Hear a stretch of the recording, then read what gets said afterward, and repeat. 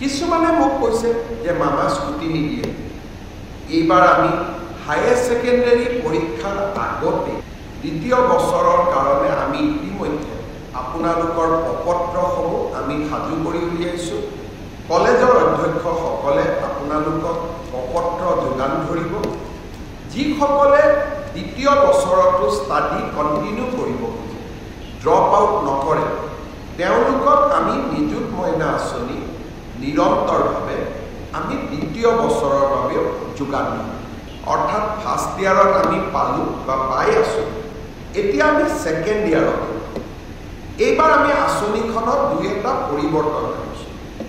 চৰকাৰী মহাবিদ্যালয় বা বিশ্ববিদ্যালয় যিসকলে সেলফ ফাইনেন্সিং কোৰ্সত পঢ়ি আছে, তেওঁলোকেও এইবাৰ নিযুত মইনা পাব।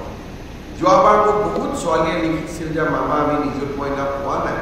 পিছত মই খবৰ কৰি গম পাইছিলোঁ যে তেওঁলোকে চৰকাৰী কলেজতে পঢ়ে, প্ৰাদেশিকৃত কলেজত পঢ়ে, কিন্তু সেলফ ফাইনেন্সিং কোৰ্সত পঢ়ে।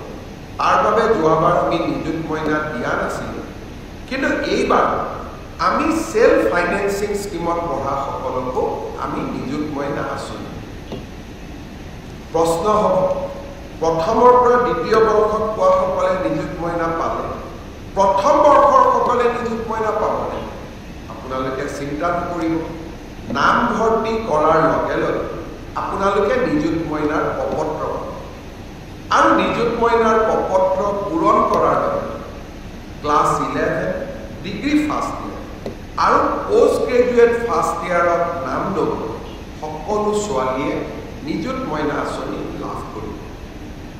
কিছুমানে মোক কৈছে যে মামা স্কুটি নিদিয়ে। এইবাৰ আমি হায়াৰ ছেকেণ্ডাৰী পৰীক্ষাৰ আগতে বাতৰি কাকতত ডাঙৰ ডাঙৰ বিজ্ঞাপন দি সকলোকে জনাইছোঁ যে নিযুত মইনা আৰু স্কুটি দুইটা আঁচনি ৰাজ্য চৰকাৰে পৰিচালনা কৰিব পৰাৰ সক্ষমতা আমাৰ নাই। আমাক ক'তো আমি টেক্সো নতুনকৈ ল'ব নোৱাৰোঁ। সকলোৰে লগত আলোচনা কৰি সকলোৱে আমাক পৰামৰ্শ দিছিল যে স্কুটি ফাৰ্ষ্ট ডিভিজনত পাছ কৰা ছোৱালীসকলে পায়।